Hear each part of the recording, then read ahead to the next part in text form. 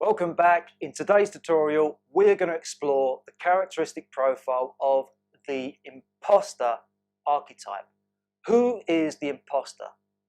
The imposter is the part of us that feels like a fraud when expanding beyond our current capabilities. Conservatism is the imposter's superpower, and it goes by the motto of, I'm just not that sort of person, where self-doubt is the name of its game. The imposter is the part of oneself that feels uncomfortable, unprepared and unsuitable to do something else. It's that sense of wrongdoing because we feel we are pretending and faking who we are when performing a duty or role that is different to our usual characteristics and beyond what we know and have done before. The imposter is that sense of being fraudulent when stepping outside the perimeters of what we are certain, secure and comfortable with. There is anxiety and aversion towards situations that we believe we are in some way undeserving or incompetent of doing. There are two different types of imposter. There is the identity imposter and the capability imposter. Let's first discuss the identity imposter. We all have a fixed identity of this is who I am and this is what I can do. When faced with the challenge of doing something different to the person and abilities that we identify with, we can then start to think that we aren't capable and suited for what is required. Now, when aligned with true nature, you know who you are. The imposter then becomes an important indicator to let you know if a situation, position, or opportunity is the wrong move for your needs at that time and your overall life journey.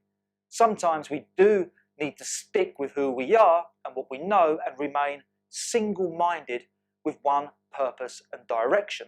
However, we can sometimes reject great opportunities to expand and excel beyond the limits of who we are, what we do and have, because the imposter archetype is too quick to dismiss that which it thinks and feels is not a match for the type of person that you currently identify with.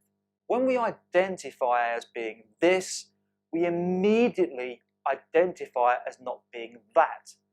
The more attached we become to the labels that we define who we are and who we are not, the more our world shrinks. As Henry Ford said, whether you think you can or think you can't, you are both right. Which means whatever situation you identify as being possible or impossible, you are right in that conclusion. And yet, it is you that is making that determination and not the situation itself. The situation itself is both wrong and right, depending on how you identify with it. With capability imposter, when you are thinking of or actually doing something that is beyond your known capabilities, there is a sense of being inferior and inadequate for the undertaking of that situation, task, or role at hand. You can start to feel doubtful, insecure, nervous, and underprepared to perform. There is a fear of being rejected, of being caught out, of making a mistake, of being thought of by others as unfit and unsuitable for the position. Whether embarking on a career change, new job position, or upgrading knowledge base and skills, feeling insecure over one's capability is a natural reaction. The sense of unsureness and inferiority that comes from starting something new should be embraced as the healthy sign that we are progressing towards a more superior level of competency. Feeling doubtful is what gives one the edge of being acutely attentive towards getting the objective right, getting the job done right. Many people do sometimes feel like a fraud, even when they possess the skills to succeed in something. And this is when the imposter within becomes a resistance that we need to push away from, this inner adversary, a part of the self that we must proceed in spite of and disprove as being wrong, because the imposter stands in the way of you pushing through to the next stage of your life. When the imposter is working against you, with help of the defeatist, for example, you will slip into self-sabotage mode and start to think of all the ways that you should immediately retract away back from a new challenge.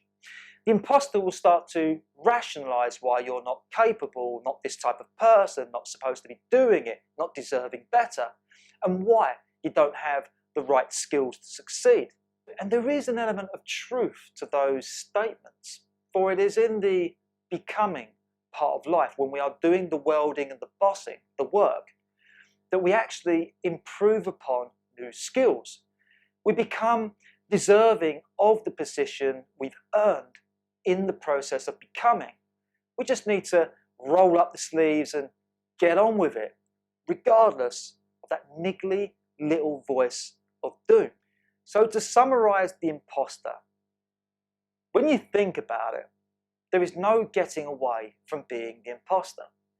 During the different phases, ventures and projects of life, we are required to step into different roles that demand a new part of the self.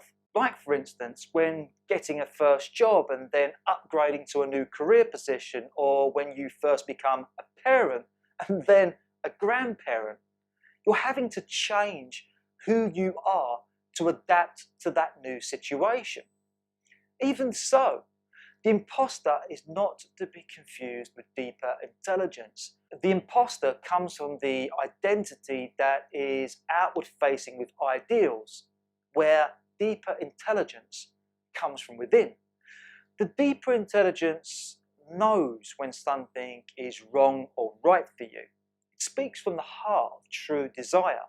And if the heart feels unnerved by the ideals that you strive for, the position that you go for, the next stage of your life that you think you should be aiming for, there is a good chance that you are forcing yourself into a circumstance that does not truly resonate. Therefore, if you feel unsure about something, if you feel it's not right for you and that's coming from deep within, then always be guided by the heart. It is the imposter mentality that prevents change and that can keep one locked within familiar lifestyle patterns, never to achieve greater standards nor embark on novel experiences that will stimulate personal growth.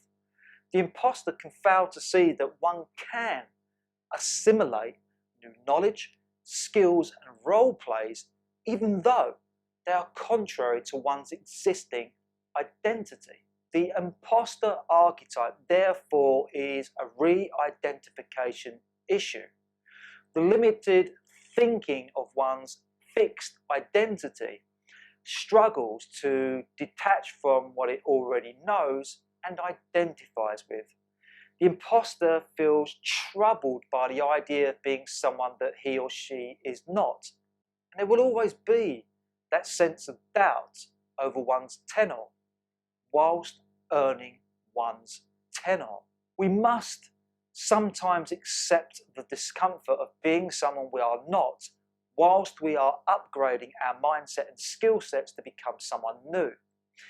Feeling like the imposter is also closely associated to the perfectionist archetype.